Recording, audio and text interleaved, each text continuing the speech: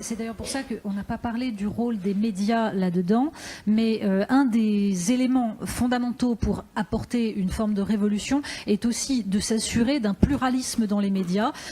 Évidemment, dans l'état actuel des médias, c'est-à-dire la détention par des grands groupes industriels, c'est beaucoup plus compliqué. Donc là aussi, c'est quelque chose auquel il faut réfléchir par des médias alternatifs, bien sûr. Et là, en tout cas, on peut espérer qu'il y aura l'émergence d'un mouvement démocratique. Absolument. Alors moi, je pense que non seulement ça fait partie de la révolution dans les médias qu'il convient de faire dès qu'on entre aux commandes et que justement on prétend que le peuple soit en mesure de faire des décisions et de s'impliquer, et j'allais dire y compris que là on va avoir besoin d'un soutien médiatique pour que précisément il y ait une transparence totale sur les travaux de la constituante. Et c'est l'idée tout simplement, enfin on a dit qu'on allait convoquer le peuple pour déclencher le processus et pour le clore, mais entre les deux il faut que le peuple soit aussi hyper actif.